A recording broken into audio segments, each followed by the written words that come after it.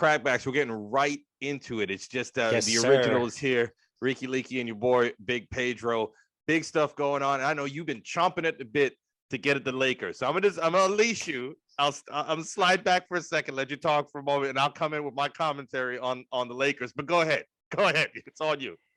Like, the one thing I don't understand, I mean, it's really because of Bron's sexuality. We already know the real issue is Bron's sexuality. KD and Harden are peers to Russ. They're peers. You know what Carmelo and LeBron are to Russ? Heroes. But in real talk, I don't understand how people can think that someone who's always injured will magically stop getting injured, and then a guy who the last 2 seasons has been injured will all of a sudden go 10 years back in the time machine and find his form at 28. I mean, it just doesn't make any sense. I feel like it's disrespectful to the rest of the teams in the West. Like, this is a dope ass team from 2012. Exactly. This is 2012. Oh yeah. Yo, championship. 8-9 years ago. Yeah, 8-9 years ago. This the hottest team in the league. You have, defensive player of the year in Dwight Howard. You got the unstoppable scorer in Carmelo Anthony. You've got the immovable force in LeBron James. But now what do you have? You have the team that Uncle Drew played with in that movie. They're all old, They're all old. Then you got a couple of sprinkled in young dudes there. Taylor Horton. I don't know how old he is. He looks like he's 40. He brings the average down a bit. Yeah. And Nunn. Those are the only ones. And Nunn turned down money. Nunn's 24 years old. He's ring chasing already. He turned down more money in New York and Miami to go to LA. So I don't see it. I think they're a second round out. If that, maybe even first round, depending on what matchup they get. I'm with you. I don't think this, Melo. Who do they get now? It's Russell Westbrook. Melo's there now. They got Trevor Ariza. Went back. Iguodala went back again. Everyone here is getting an AARP card sent to them real soon. LeBron's 36 with a shit ton of miles on his legs and starting to break down from last year. AD, I mean, you didn't say his name, but you said some guys never stay healthy. I'm assuming you're talking about AD. Yeah. I'm with you. That team on paper, great. In a video game, awesome. 2011, 2012, you're something off the charts. But in 2021, going into 2022, that's an old team with big names. And the other thing I can't stand is like the perception of the Lakers. It's really been like that since LeBron got there. It was a little bit, but it's gotten worse. It's like when they get a player, it's like, oh man, this player's so good. And the second he leaves, he's garbage. All I heard 2 years ago was Kuzma's untradeable, and now he was shopped to every damn team in the league. Like, and then they get Malik. Malik Monk is a nice player, but the media talks like he's the final piece. No, he's not. He's Malik Monk's supposed to be a shooter. He's in the low 30s, and he's too small to guard anybody. That's the other thing. We haven't gotten to the point that LeBron's too old to play defense all the time. If they want AD to bang with Jokic and some of the other big guys, which he doesn't want to do. He's going to break that. And never wanted to play the 5. He's never, ever wanted to play the 5. He's complained everywhere. Even in college, he didn't want to play the 5. He wanted to play the 4. And he's not a good enough shooter. He's not a good enough shooter in today's NBA to consistently play the 4. Like, he's Jokic is a 5. He's the best shooter on that team. Better. He's the best shooter on that sure. team. Well, other than Melo, and Melo can only give you 12 minutes. How is a team like, let's start the starting lineup? Russell Westbrook, right at the point. Taylor Horton Tucker at the 2, right? Or Monk, whoever gets. Or Monk. Or Wade if he comes back. There's rumblings. Right. Well, then LeBron at the 3, AD at the 4, and Howard at the 5. How do they score in the half court? Right. And then second of all, at this point of his career, LeBron's not defending. Like, sure, he could defend in the playoffs and spurts, right? But overall, he's not defending. He's going to let guys by him because he's going to save his energy for offense.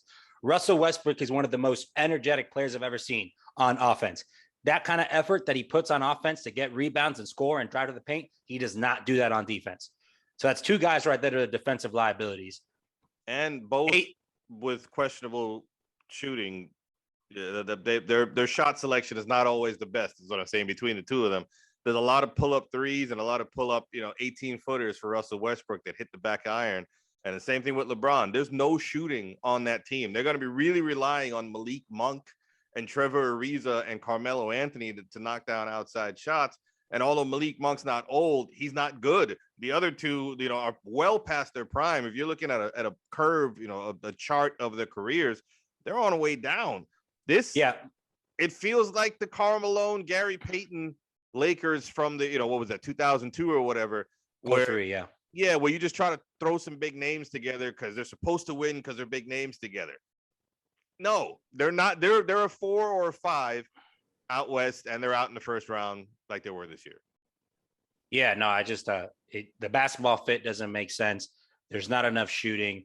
The West is too deep, throughout the regular season. I mean, I honestly see situations where for about 20 games or so, the starting lineup's going to be basically Westbrook and all the mid-level and all the vet minimum guys chasing rings. Because I don't think the OKC team from a couple of years ago, basically. Yeah, basically. And LeBron, what we know about him over time is because he doesn't really play off the ball very well. He never has his entire career. No, he needs the ball other than in Miami where he went to the post. And he still had the ball in his hand. Exactly. But when he was going in the post in Miami, he was a 275 lean. He's probably 250 soaking wet right now because he had to lose weight for longevity to not put the stress on his knees. So he's not going to be back. He can't back down all game. Like if you notice in the playoffs, when things get tight and they need buckets, all he does is throw his thickness in the paint. That's all he does. And this year he couldn't do that because he has to be completely dominant. He's still a superior athlete to most guys, but that gap is not what it used to be. 10 years ago, nobody was close to him. Now there's guys that are close to him. You were afraid to get in front of him. You didn't want to get run over. Now he doesn't want to run you over just as much as you don't want to get run over because the consequences the next day. How's your body going to feel when you hit the ground? No, he's taken a lot of defensive time off that he didn't do in the past because, it's cliche, but Father Time's undefeated. So I don't see him. Exactly. So I don't see him trusting Westbrook as that secondary ball handler because, Westbrook averaged double-digit assists, but he also turns the ball over like crazy. He's high usage, inefficient, poor shot selection, high turnovers. And he's basically been that way everything LeBron. Career. Exactly. And that's everything LeBron has never trusted. Like, I don't even see how it's going to work. I don't know. The only people that are clamoring for this year are your stat hounds. You people. I've heard random people comment because they know I love sports and all that. So, you know how it is. People talk to you. So, and there's a lot of Heat fans around. There's a lot of Laker fans because some of the Heat fans weren't real Heat fans. They were LeBron fans and acted like they were Heat fans when LeBron was here. But now that he's elsewhere, they're with LeBron sexuals. Anyway, so they're all coming to me. Oh, Russell Westbrook, man, all those triple doubles, that's a stat hound. The only sport that you could truly look at a stat sheet and it tells the story of the game is baseball.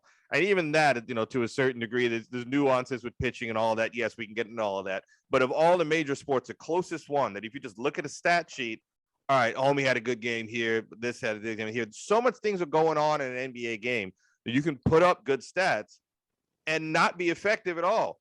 Kevin Love is a great example when he was in Minnesota. Kevin Love is like a 3-year stretch, averaged 25 and 15.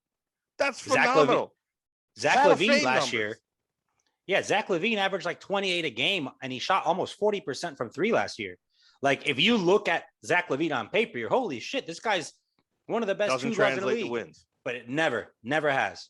Doesn't translate to wins. So they're going to be the flashy team, and I'm being a little bit generous, I would say, with giving them home court, maybe with a 4th seed. There's team out west. I mean, there's still some movement to see what's going to happen. But if you're looking at the Phoenix, better than the Lakers. Denver, better than the Lakers. Like regular season specifically, do I give the Lakers a shot? I'm talking in kind of in general, regular season and in the playoffs. Both those teams better. Klay Thompson's coming back. Golden State, better than the Lakers. If Kawhi comes back, even if Kawhi doesn't come back, the Clippers may be better than the Lakers. It's the Lakers they're not very good, and they're an older team, and we have another team out east here, nearer to where we're situated here down in South Florida. That's also an old team, and people are talking about, great, they won the off season so far. They've had the best that the Heat have had the best offseason of any team in the NBA. Kyle Lowry was the crown jewel of this offseason here. Kyle Lowry's a 35-year-old point guard, and he's out of shape. Has always been out of shape. And he gave 4-year contract to a 32-year-old Jimmy Butler max contract. So you've got Lowry maxed out for the next 2. You've got the next 4 maxed out with Jimmy Butler. You've got $90 million in Duncan Robinson. Bam's a nice player still in his rookie contract. I have no complaints with Bam Adebayo. We sing his praises here on Crackback. The only Heat player I really don't I can stand a little bit. You still got Tyler Hero on there that ain't worth a bag of chips. The Heat how much have they improved? I'm hearing all left and right. They're going to challenge in the East. How much have the Heat improved? I have an answer, but I want to see what you think first. No, I don't. I mean, at the end of the day, you make those moves and spend that money to crack into the top 3, and they're not in the top 3. Even right now, Philly is presently constructed with Simmons and Embiid. They're not, and they're maybe in the playoffs. Regardless of whatever move they make, as long as Joel Embiid is on the Philadelphia 76ers, they're better than the Heat. Yeah, they're not better than the Bucks, especially in the regular season. So they're not going to be a top 3 seed. They're going to fight with the Knicks and Atlanta again for that 4th seed. Knows what I have. Yeah, it's like a what? Yeah, because the Nets, Bucks, and Philly are still, to me, locked in the top 3 seeds in the East. 4, 5, and 6 is between that, to me, the same teams as it was this year. Because with Chicago, maybe if they can mesh there, because I'm not so sure about how those pieces fit together either. But me neither. They have talent. Splash. They have talent. They have some athleticism now. Lonzo's going to get the ball moved around. I don't love DeMar DeRozan's game in 2021 because he's a 90s player playing right now. Yeah. But the Bulls they're improved. So they'll crack into the playoff picture at least. The Heat's success really hinges on Tyler Hero being the guy he was 2 years ago. But I just think that's, as I told everyone on this show religiously, and I was proven right last year, the Heat offense in the bubble in 2020 is what you call a statistical anomaly. Every single guy shot way beyond what their average norm is. Jimmy Butler that year was statistically the worst shooter outside of 15 feet, and he never missed. So unless they get that kind of shooting again, which I don't think they ever will get, because the only guy that's even close to where he was is Duncan Robinson. But that's what he does. And he's a specialist. Duncan Robinson's a shooter, and he's a specialist. He can't guard nobody. And he's got thinner shoulders in the NBA. You know it, dude. Skinniest shoulders in NBA history. I don't know how that guy guards anybody, but hey, he's a knockdown jump shooter. Knockdown shooter. And hey, all jokes aside, $90 million for an undrafted player, like that's amazing, man. Like that's hard work, dedication, never giving up. Congrats to Duncan Robinson. I have no other than playing for the Heat, no issues with Duncan Robinson. Yeah. I actually like him a little more now, just because he earned that money and coming on. I like when guys come out the mud like that. He ties up a lot of money for a flawed player on a team that I don't like. So that's also true. Good job by Duncan. Good job by Duncan Robinson. But they made all these moves, added on all this payroll here to move up 2 spots. So they were 6 last year. 4 is their ceiling. They're not better than the 3 that you just mentioned right there. I am not sure if they're better than Atlanta. John Collins re-signed today. Trae Young, we'll see how effective he'll be with the new rules. Where you jump back into people. That's going to hurt him a little bit, but he's a really good passer. So maybe he's getting to the lane now. Maybe he gets a couple more assists where he would have gotten some free throws before. Nate McMillan seems to be tuned in well with him. He's a good coach too. Yeah. With the Hawks. Yeah, he's a good coach. Long pedigree. Finally had some playoff success. The Hawks may be better than the Heat on paper right now, and people are saying they won the offseason. So the 1 through 6 in the technically could be exactly the same this year as coming up as it was last year, because the Knicks have made some moves here. We'll slide into you see the smile happening on my face here. Now it's not the exact players we were looking to bring in. Both of us have been singing Lonzo Ball's praises for months now and trying to put it into the universe. Hey, send us Lonzo, send us Lonzo. He signed in Chicago with DeMar DeRozan. He's there with Zach LaVine. According to Lauri Markkanen, as our boy Clyde says, decent team in Chicago. We wish Lonzo well. I think he would have been great on this team. But the Knicks have made some upgrades. First off, continuity. This is the first time that we didn't let everybody go trying to run after some big name players. So we brought back Derrick Rose, Nerlens Noel's back in the fold, Alec Burks back in the fold, brought in Evan Fournier, which I don't love the move, but I don't hate it as much as I did when it first happened. We'll chat about that in a second. And we needed to upgrade starting point guard. We had Elfrid Payton starting at point guard for us last year. Dude, my stomach hurt every time I had to watch him plow to the basket as soon as Derrick Rose stood up on the sideline because he knew he was coming out of the game. Well, anyway, he's a little bit older. I know I'm just getting beating down the Lakers and the Heat for having old players.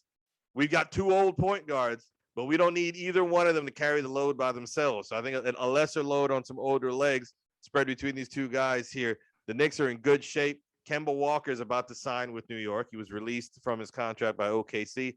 Also getting him on a because he was getting in the upper 20s last year, I believe. Yeah, he's getting $8 million this year. $8 million from the Knicks. When did the Knicks start making savvy moves? So here's my initial reaction. I told you I just wasn't happy about it. It maybe makes us a little better, just because how we talked about injured players don't magically get uninjured. Kemba's not going to play 82 games. If Absolutely Kemba did, yeah, that's a major upgrade over him, because we actually have somebody who, number one, can create his own shot at the point guard position, which when Derrick Rose is not there, we don't have anybody to do that. Who the last season he was healthy, or actually just last season, he was an 18th ranked player in points per game off pick and roll. So he's an effective pick and roll player, even when injured, like he was last season. The problem is you're not going to really get 82 games out of him. But this is what I did like. The first thing I did like is the Knicks resisting the temptation to re-sign Reggie Bullock. Reggie Bullock was a great player for us last year, but his skill set is replaceable. Yep. We've seen NBA teams late in the draft find older college players that are 3-point specialists and can play defense. And the kid we drafted, Cam Johnson types, and the kid we drafted, Quentin Grimes, he shot 40% from the 3 in college, and he offers more upside as a shot creator and more defensive upside because he has more size. And now you're getting him a lot cheaper.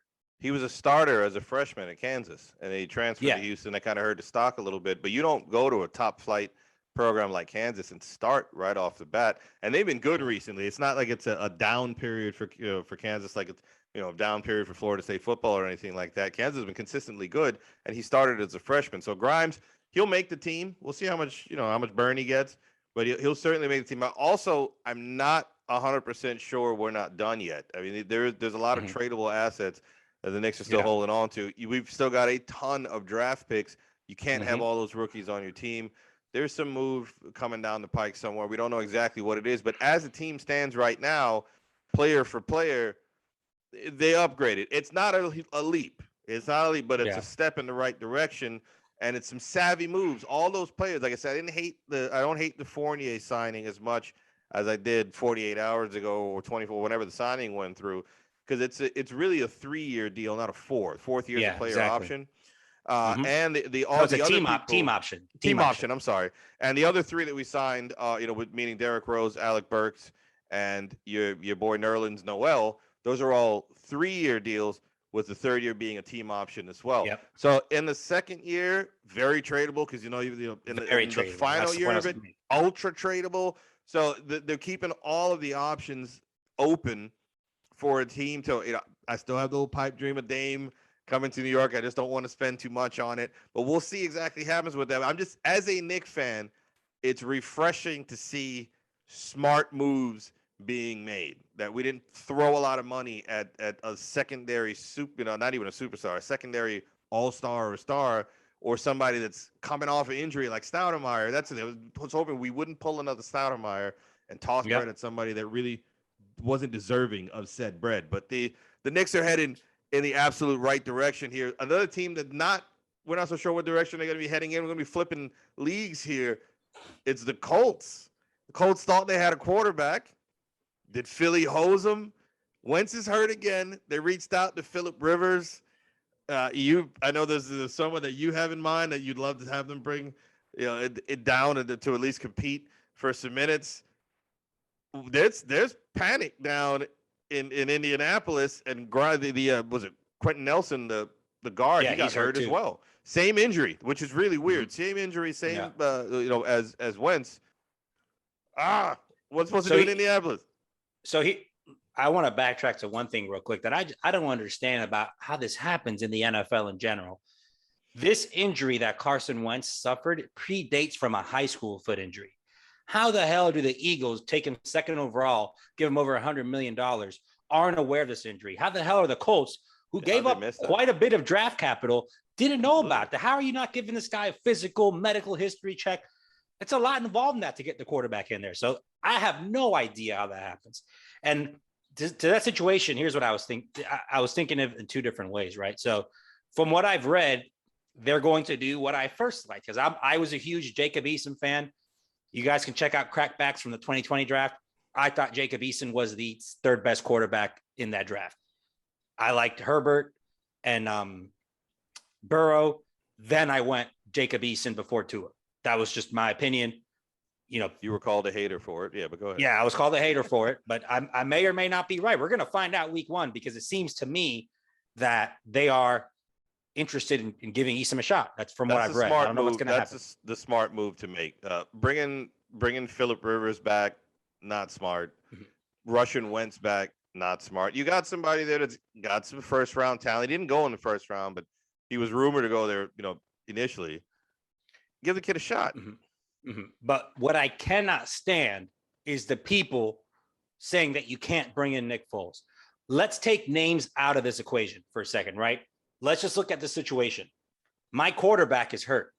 The first thing any GM's going to do is look around the league for a vet quarterback that can come in and has no learning curve with the system, and possibly has had success with that coach in the past.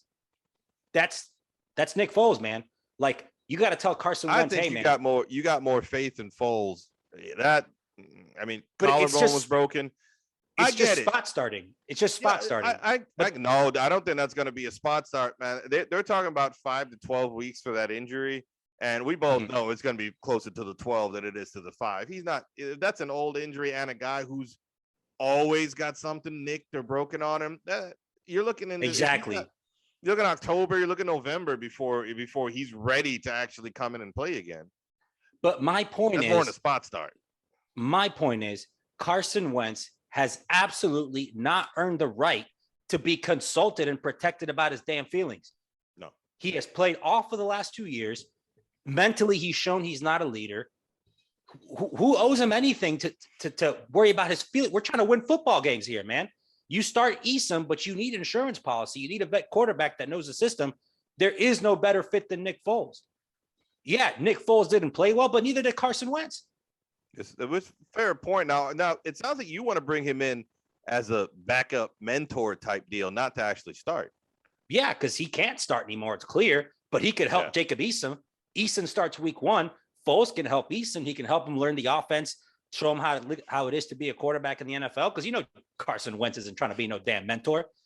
And if he already said that, Rivers ain't coming to hold a clipboard either. Rivers is coming to play. Yeah. So, I don't hate it. I just don't like the idea. I'm fine with you bringing him as a backup. If you're trying to bring him in that actually win you some football, win you a division, I'm not feeling that. But 100% at all. What I mean by that is this is a win now team. They can't afford for 5 weeks just to have Jacob Eason as the only option. They can't do that. It's a win now team.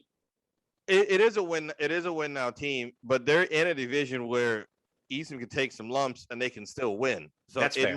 It might be better off long term, because all right, I will roll it out there right now. I don't have a lot of faith in Carson Wentz. He had a nice 10-week stretch the year that the Eagles ended up winning the Super Bowl with Nick Foles, and other than that, he's been not as good as Jared Goff. We just put that Jared Goff's been better except for that little stretch there. He got paid a lot of money. Now he's broken again. Mm-hmm. It might be in Indianapolis' best interest. It might be best for their future. Just go ahead and let's just switch to the Eason dude now. See what we have there. And we got a few quarterbacks that are coming out in the next couple of drafts here. Maybe we make another move here. But I don't think he's the answer. He literally started the second play of practice. I mean, it was the first day. he goes down already. They're not even hitting you yet. You're wearing a red jersey over your jersey. And in those non-contact injuries seem to linger for forever. I have no faith that he's going to be there for Indianapolis for a team that is ready to ride right now.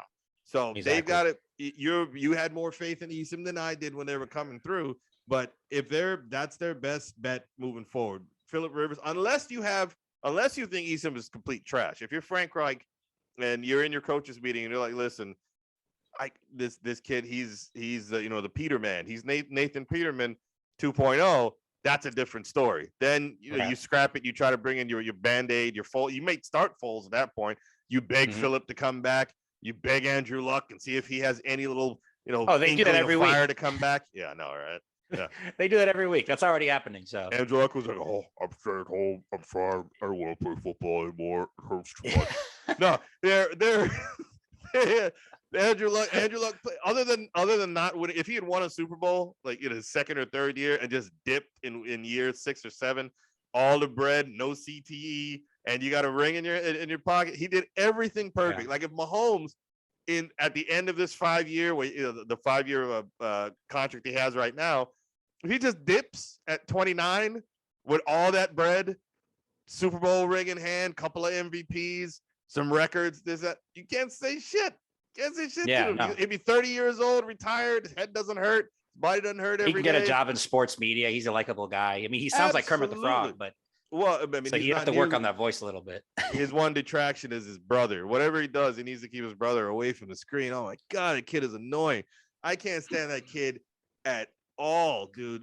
But he does sound like Kermit the Frog, but I would rather listen to Pat sing, than I would rather do anything regarding his brother. I can't stand the brother at all. The only people I can't stand more than the brother are Will Smith's kids. But that's a completely different story.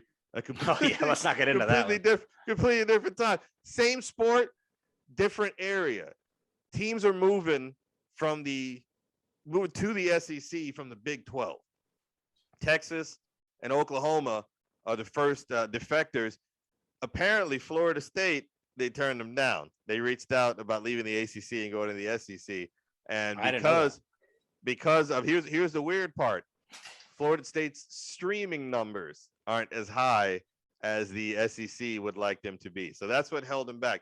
If this was back in the Jimbo Jameis days, they would have taken him in a heartbeat. Florida State. Absolutely. Been begging for Florida State to come through, but the program's been down a little bit over the last couple of years here, but we're getting close to not having an ACC anymore, an SEC, a Big East, a Big Ten, a Big Sky, whatever conference you want.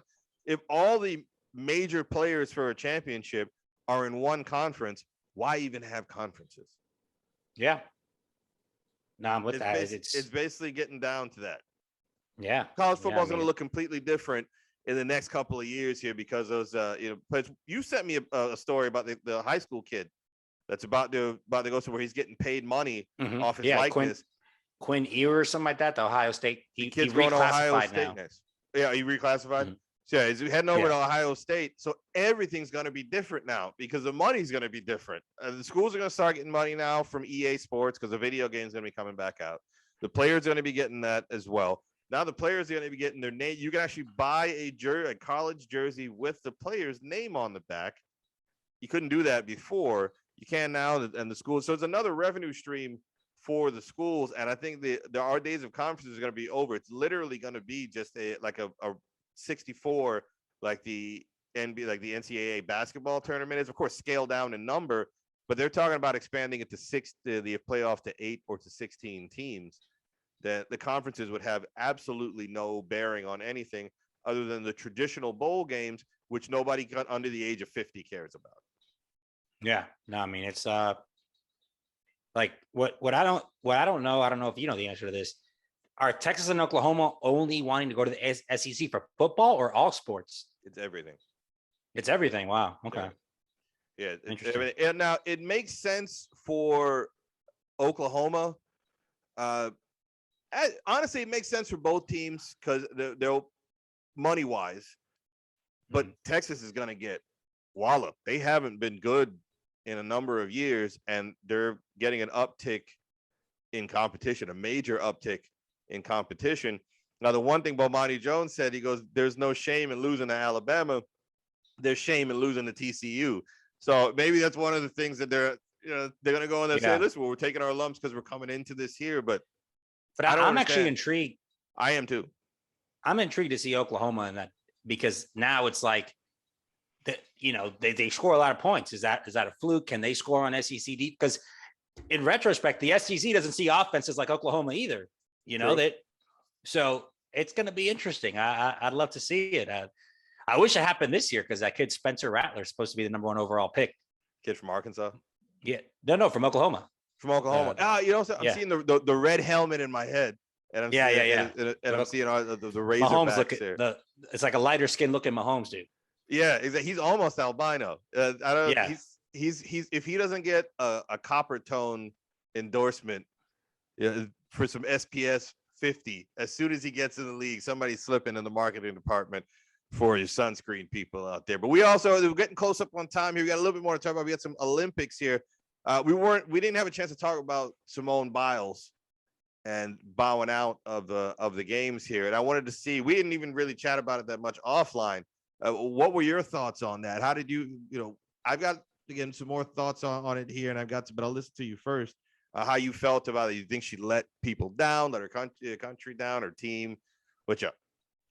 Well, because I've heard so many different stories, so you can come from such a different perspective. From face value, to me, it looked like she quit on her team, because if it really was about her mental health and she was really struggling, she wouldn't have gone to Tokyo. At least that's what I first thought. I know then she said something about her aunt passing away, but then at first she said the pressure of trying to be the greatest gymnast of all time. Like, here's one crackback first. I'm going to give LeBron a compliment. His entire career, he's tried to beat MJ and he's failed, but he never backed down from it. He's still trying to this day, and I'll respect that, because you got to try. He'll never get there unless he tries. True. He could have to be in the league for 30 years to get that 7th title, but he's going to try to do it. Like, if you don't make it, who cares? At least you attempted to be the best gymnast of all time. If you fall a little short, you still have an accomplished career. You just look like a quitter, in my opinion. Okay. Because the thing that's pissing me off the most is I feel like we're celebrating all these damn bronze medals, man. The fucking Chinese have more gold medals than us, and we're just happy about the overall medal count. We have more people competing. Of course, we're going to have more medals. Now, we'll catch the Chinese in the gold medal count because of track and field. Although, but Bahama's been dominating track and field. Yeah, we're not getting that many golds in the track and field right now. But the Chinese don't get any. So at least we start get creep up a little bit closer to it. But as far as Simone Biles, there's a couple of things that I didn't know about that before that I found out later on. Now, obviously, I'm no gymnast, right? But so listen to what the other gymnasts say there. Yeah, the twisties, what they call it. It's almost like an equilibrium thing, almost like the yips. So it's like, think about Rick Ankiel, but you're flipping in the air. So that can be a little nerve-wracking if you don't know. And she did land super awkwardly when she did that vault, earlier in the Olympics. So that's something we have to take that at face value. Nobody's in her brain. The other thing is she's been an ADHD patient for years, and her medication is illegal in Japan. So she hasn't been able to take her medication in a certain amount of days. I didn't know all that stuff. So, and that messes with the brain chemistry.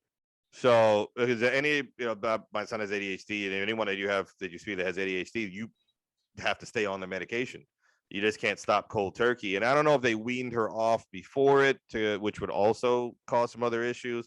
But I'm a little less critical on her. I was right there with you when I first heard it. But are you freaking serious, dude? This is only every 4 years. They pushed it back to 5th because of COVID.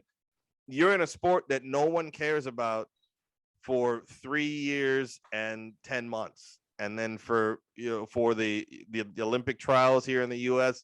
and the actual Olympics, people care about your sport. And the one time that people's eyes are on you, you decide to bow out. But then I got all the other information there with her medication and with the whole twisties thing. And I feel a little bit more sympathetic to her. Plus, a lot of pressure on her. She's 24 years old. Which is old for a gymnast. Yeah. Which is old for a gymnast, but young for a human. And and although she's traveled all over the world and done a lot of meets and all that kind of things of that sort, she's probably got some social skills that are a little underdeveloped because she spent so much time in the gym. You know? So that's a good point. I think all the things kind of added together. It's gonna kind of, and I think it's a little bit different for a 35-year-old baseball player to kind of crumble the way, that she. This is a very young woman with some, I don't want to call them mental issues, but mental situation at least. She's not 100% neurotypical, and not being on the medication could have really caused some issues over there. One issue at the Olympics that seems to have righted itself because there is only one thing that the U.S. Olympic basketball team can get: glory. It's either glory or grief. There's one. There's no way in between. No one's going to give them any moral victories. You're the U.S. This is basketball. This is our sport. We're sending professional players. We should bring the gold home every single time. It looked a little dicey in the beginning of the tournament there, but they've righted the ship. Took out Spain pretty easily, even though Ricky Rubio dropped, I think, 38 points. A career high for international games for Ricky Rubio.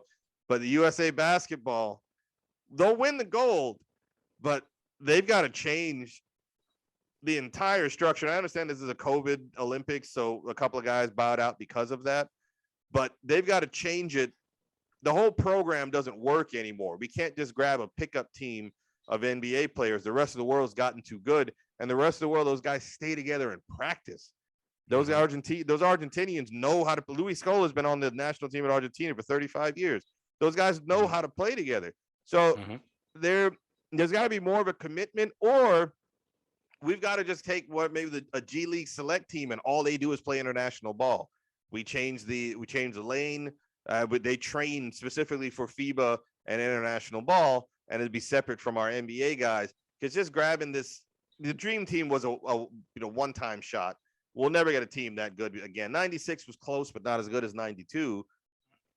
The current market, the way they're forming it right now doesn't work. So what do you think? Do we go back to college players? Do they get do they sign contracts where you will play on the national team for X amount of international tournaments? What do you think? Yeah, I was gonna go. Well, Greg Popovich should be thanking Kevin Durant, because the only reason this is happening is because Kevin Durant is like, "Fuck this, I'm gonna take over," and they beat, because they were down 10 points, and then Kevin Durant just said, "All right, I don't want a bronze medal on my record like LeBron, so let me go take over real quick." Drew Holiday's been a godsend for him too. Yeah, so it's when Kevin Durant is engaged, it doesn't matter. No one's gonna beat Team USA. And like you said, I don't think we'll ever have a situation where we'll actually put the best 5 players we have available in the country. Like, Kawhi's never gonna play Team USA basketball. He can never stay healthy. He's not gonna play more basketball. Curry's he's not gonna go back. He's 32, 33 right now.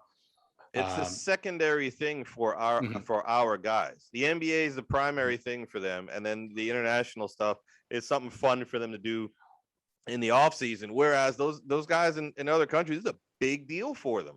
They really want to play against the US. They get that the full brunt of everyone's effort because they want to beat the US. Or just throwing players together is not working anymore. Maybe they have to get. I know they did this last Olympics. Maybe it was when Kobe was still around. It was 2012, but they had them actually stay together for 2 years, and they did all of the FIBA stuff. They did all of the 2-year contracts, tournaments and all of that. Yeah, that's the only way, because they've got to have some continuity on there. We're rolling out guys like Sadiq Bey and Jerry Grant. Darius Garland. Yeah, Keldon Richardson. That's not Keldon Johnson. I'm sorry. That's not NBA USA basketball.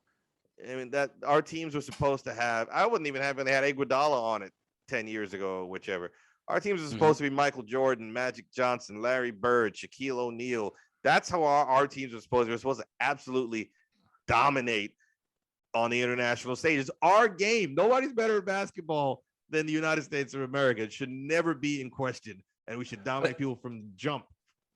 And my concern is, like, once like Kevin Durant and like say James Harden's guys get older, if you look at the newer generation coming in, the best players in the league are not American. No. Like, there's going to be a point where the best player in Olympic basketball is not in Team USA. Yeah. So that's why I believe they do need to be doing like 2-year contracts. Like, If you're going to play for 2 years, we practice together because they're going to need some continuity. Because I personally think a middle tier playoff team could beat Team USA just because they have the continuity from just playing the whole season together. Absolutely. Sure. Yeah. These guys don't know each other. They know each other and they know their games a little bit. But when you play with someone day in, day out, 2, 3, 4 years in a row, before you even turn your head, you know where that guy is because you have that feel and you have that continuity with them. It took them this long. The reason they were getting that they lost, like Nigeria was the second game that they played together. It's literally like grabbing guys out of the stands and be like, hey, come down and play. So it took them a few games to get it kind of put together. And you said it right on the head. The best player on the court is Kevin Durant. Even when they play Slovenia, and they may still play Slovenia because it doesn't look like Doncic may lose until he plays the U.S., even Luka Doncic right now, Kevin Durant would still be the best player on the court. Doncic would be second, and then the next 4 or 5 or 6 players are all from the U.S. But the next Olympics, he may very well, the next Olympics or possibly the one after, maybe the one after. Definitely by the one after, he's going to be the best player in Olympic basketball. And Canada should be much better. France is already really good. Spain is getting better. The other thing that the Americans have to do is we're really arrogant. I mean, we call all our championships world championships, for leagues that only have the U.S. and maybe a Canadian team in there. And before, when our professional players were playing, they literally stepped on the court. The other team was so intimidated, the game was over. They all Mike Tyson, everyone's got a plan until they get punched in the mouth. The game was over before it even started because they were in fear. They're not scared anymore. Jerrion Grant's not scaring anybody. Keldon Johnson's not scaring anybody. So if you're not scaring anybody, you better out execute them and you better outscore them. So we'll see if they switch it past. The other thing they have to do is Greg Popovich has to go. They need a younger coach and a coach that has some more, maybe even send somebody overseas so they get some more of a feel of the international game. The U.S. has start taking it more seriously, basically, because if they lose anything other than a gold is an absolute loss. Don't even pick up your medal if you don't get a goal for Team USA. And then in regards to the Olympics, the other guy, I know we talked about him a little bit. Like I've always had an affinity for track and field. I was never fast enough because I grew up in Palm Beach County, so I was never fast enough to actually make the track team. But obviously this is not me being racist or anything. This is genetic fact. Africans have higher bone set density and more fast twitch muscle fibers. So they have a genetic advantage in track and field. That's just fact. I don't think that's racist, right? So what Carson Warholm from Norway did, that I don't think we're ever going to see that again for another 20 years. He beat his own world record by almost an entire second. And the 400-meter hurdles is still considered a sprint event. Like Anglo-Saxons can compete in the 800 plus, right? But typically 400 and shorter is dominated by Africans. And Kai Benjamin from the USA was not even close. But he broke the world record, but lost. Yeah, because that's how fast the race was. Yeah. There's dudes in the Olympics that don't run a 45-second 400 regular, no hurdles. This dude ran that with hurdles. Like this guy is a special, like Nordic god genes, like Norse god, like Viking. He's Norwegian. He probably has some Neanderthal blood in there as well. Oh yeah, he like the leader of the Viking tribe who was just slaying everyone is his descendant for sure. Well, like that's incredible. It looks like we're ending this episode on a white sports segment. I'll do a full white sports segment on its own, but this has been Crackbacks. Jason should be back next week. We'll have some more moves in the NBA. I'm anticipating some trades coming up here. We got some football training camp started, and Thursday, tomorrow night, we actually have a game. It's a shit game. It's the first game of preseason, but I do think we have a game tomorrow. You'll see a half a drive from the starters, if that. And also, quick shout out, gold medal game, men's soccer, Spain versus Brazil, Saturday morning. Let's go. We will talk about it next time. We'll see you. Peace. Peace.